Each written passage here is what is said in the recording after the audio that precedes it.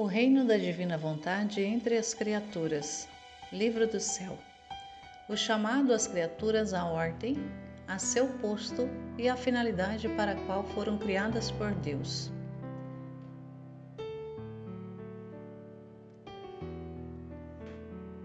Volume 2, capítulo 1, 28 de fevereiro de 1899.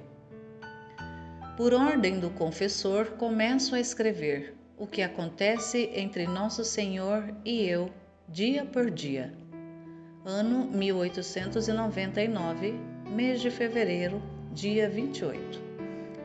Confesso a verdade, sinto uma grande repugnância. É tanto esforço que devo fazer para vencer-me, que só o Senhor pode saber o rasgo da minha alma.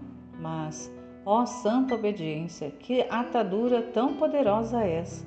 Só tu podias vencer e superar todas as minhas repugnâncias, que são como montes insuperáveis, e me atas à vontade de Deus e do confessor. Mas, ó esposo santo, por quão grande é o sacrifício!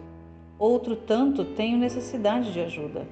Não quero outra coisa senão que me introduzas em teus braços e me segures. Assim, assistida por ti, poderei dizer só a verdade, só por tua glória e para minha confusão. Esta manhã, tendo celebrado a missa com o confessor, recebi também a comunhão. Minha mente se encontrava num mar de confusão por causa desta obediência que me vem dada pelo confessor de escrever tudo o que passa em meu interior. Mal recebi a Jesus, comecei a dizer-lhe as minhas dores, especialmente a minha insuficiência e muitas outras coisas.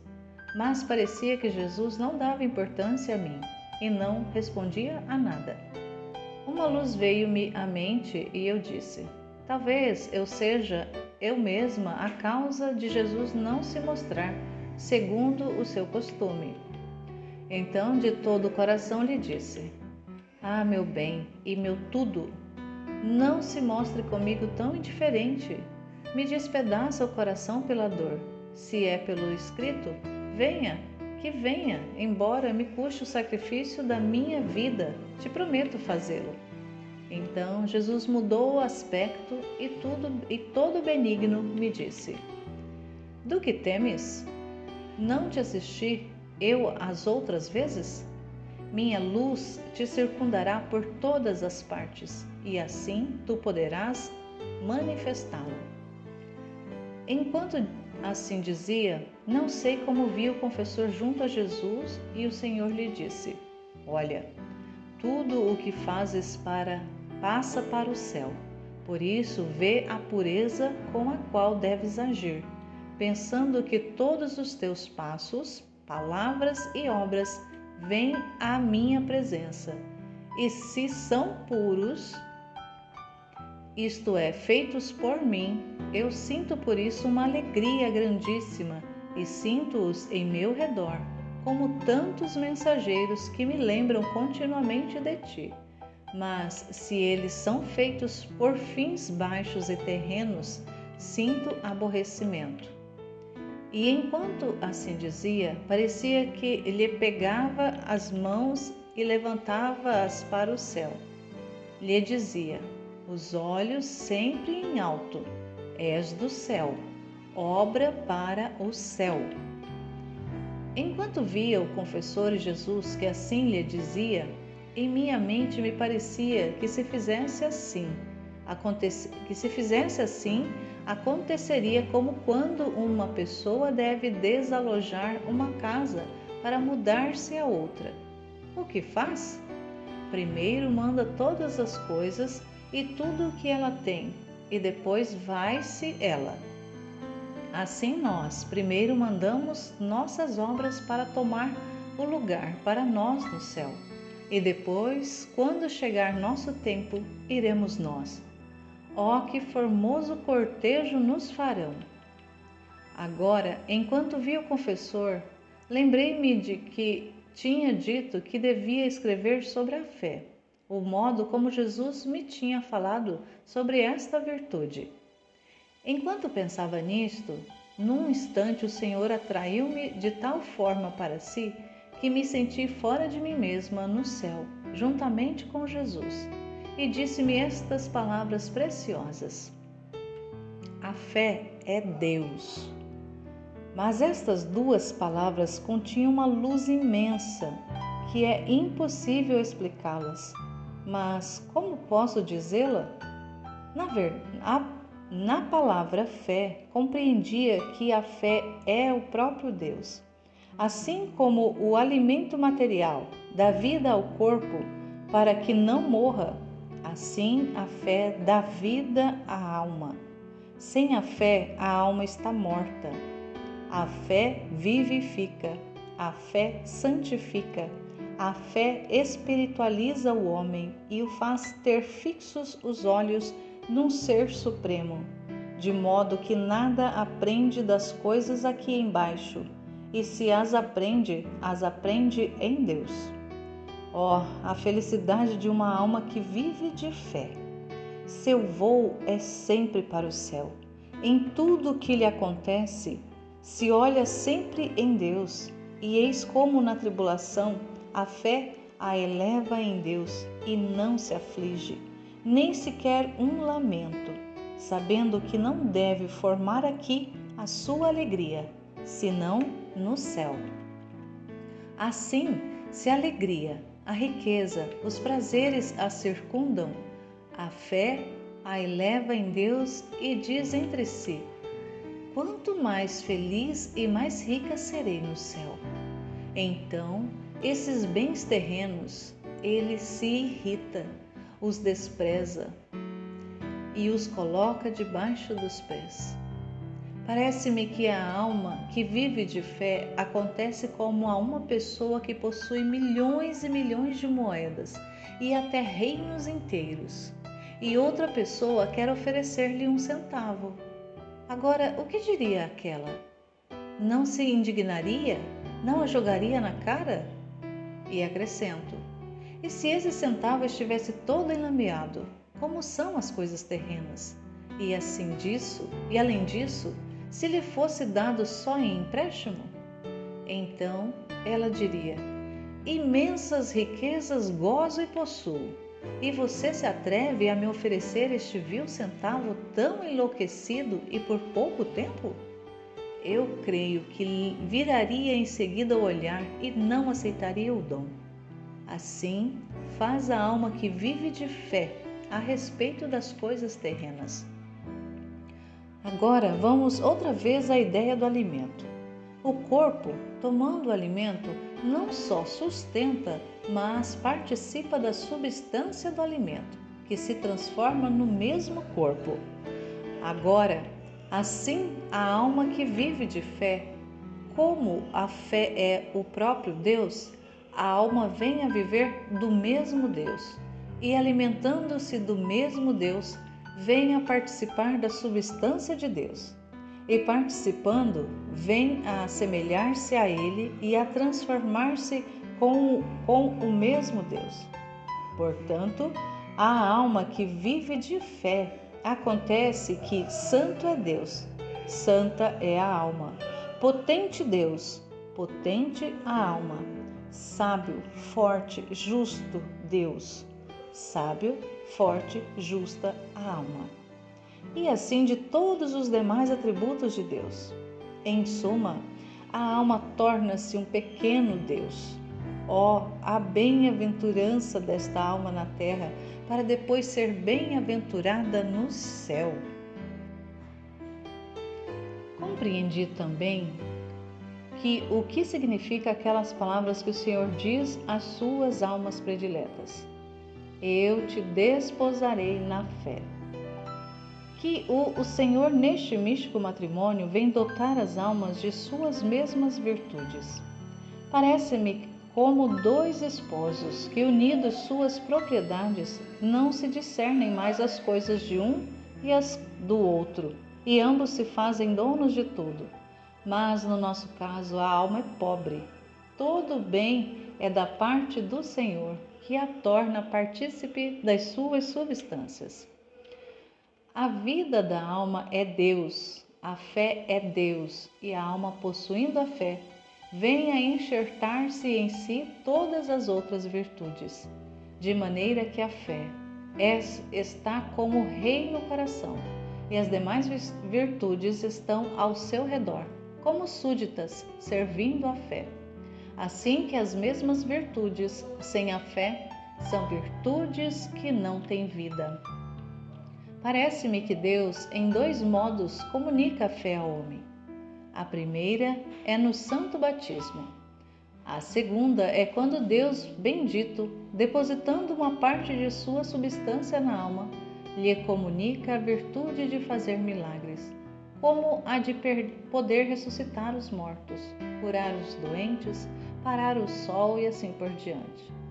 Oh, se o mundo tivesse fé, mudaria para um paraíso terrestre. Oh, quão alto e sublime é o voo da alma que se exercita na fé! A mim parece-me que a alma, exercitando-se na fé, faz como aqueles tímidos passarinhos que, temendo ser presos pelos caçadores, ou bem por qualquer outra insídia, fazem sua morada no topo das árvores, ou bem nas alturas. Quando depois são obrigados a tomar o alimento, descem, tomam o alimento e rapidamente voam à sua morada. E alguém mais prudente toma o alimento e nem sequer o come na terra, para estar mais seguro, o leva ao topo das árvores e lá o come.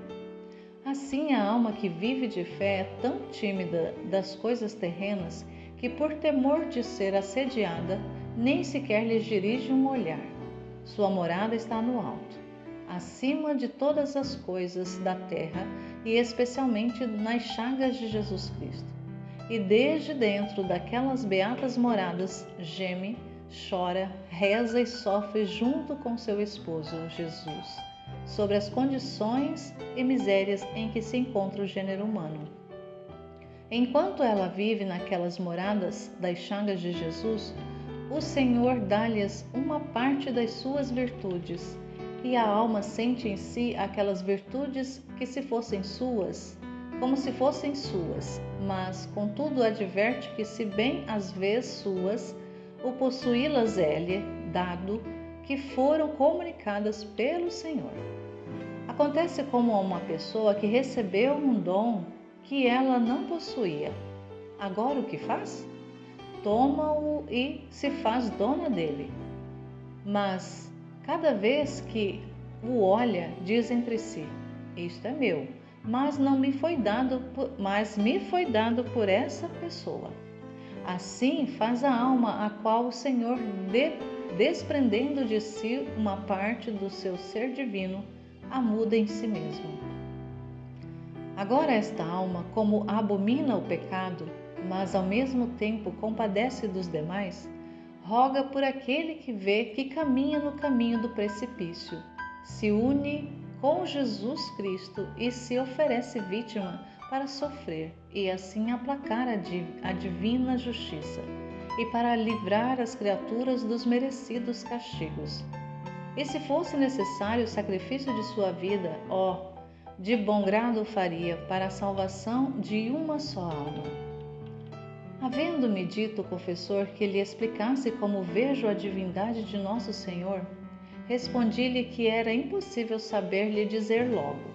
Mas, na noite, apareceu-me o bendito Jesus e quase me repreendeu por esta minha negação, e então me fez relampejar com 2 raios luminosíssimos. Com o primeiro, compreendi em minha inteligência que a fé é Deus e que Deus é a fé. Já tentei dizer alguma coisa sobre a fé. Agora tratarei de dizer como vejo a Deus. E este foi o segundo raio. Agora, enquanto me encontro fora de mim mesma e encontrando-me no alto dos céus, pareceu-me ver Deus dentro de uma luz, e Ele mesmo parecia também luz. E nesta luz encontrava-se beleza, força, sabedoria, imensidão, altura, profundidade sem limites, nem confins. Assim também No ar que respiramos é o próprio Deus que se respira, assim que cada um pode fazê-lo como vida própria, como é de fato. Então, nada lhe escapa e nenhuma lhe pode escapar. Esta luz parece ser toda voz sem que fale, toda obrante enquanto sempre repousa. Encontra-se por toda parte sem estorvar em nada. E enquanto se encontra em toda parte, tem também seu centro. Ó Deus, como sois incompreensível! Vejo-te, sinto-te, és a minha vida, restringe-te em mim, enquanto ficas sempre imenso e nada perdes de ti. No entanto, sinto-me balbuciante e me parece não saber dizer nada. Para me poder explicar melhor, segundo a nossa linguagem humana, direi que vejo uma sombra de Deus em tudo o que foi criado. Porque em tudo o que foi criado, onde lançou a sombra da sua beleza, onde os seus perfumes, onde a sua luz, como no sol, onde vejo uma sombra especial de Deus. Vejo-o como delineado deste astro, que é como o rei dos planetas. O que é o Sol? Não é outra coisa que um globo de fogo. É um globo, mas muitos são os raios, de modo que então podemos compreender facilmente. Primeiro, o globo é Deus, os raios imensos, atributos de Deus. Segundo, o Sol é fogo, mas ao mesmo tempo é luz e é calor. Assim que a Santíssima Trindade está representada no Sol. O fogo é o Pai, a luz é o Filho, o calor é o Espírito Santo. Mas um é o Sol, e assim como não se pode dividir o fogo da luz e do calor, assim uma é a potência do Pai, do Filho e do Espírito Santo, que entre eles não se podem realmente separar. E assim como o fogo produz luz e calor ao mesmo tempo, assim não se pode conceber o fogo sem se conceber também a luz e o calor. Assim, não se pode conceber o Pai antes do Filho e do Espírito Santo, e assim reciprocamente. Tem os três o mesmo princípio eterno. Acrescento que a luz do sol se expande por toda parte. Assim Deus, com sua imensidão, onde quer penetra. Porém, recordemos que não é mais que uma sombra, porque o sol não chegaria onde não pode penetrar com sua luz. Mas Deus penetra onde quer que fosse. Deus é Espírito puríssimo e nós o podemos simbolizar no sol que faz penetrar seus raios em qualquer lugar, sem que ninguém os possa tomar entre as mãos. Deus olha tudo, as iniquidades, as infâmias dos homens, e ele fica sempre o que é, puro, santo e imaculado. Sombra de Deus é o sol que manda sua luz sobre as imundícias e fica imaculado. Expande sua luz no fogo e não se queima. No mar, os raios e não se afoga. Dá luz a todos, fecunda tudo, dá vida a tudo com seu calor. E não empobrece de luz, nem perde nada de seu calor, e muito mais, enquanto faz tanto bem a todos, ele de nenhum tem necessidade, e fica sempre o que é, majestoso, resplandecente, sem jamais mudar-se. Oh, como se representam bem no sol as qualidades divinas! Deus, com sua imensidão, se encontra no fogo e não arde, no mar e não se afoga, sob nossos passos e não o pisamos. Dá a todos e não empobrece, e de ninguém tem necessidade.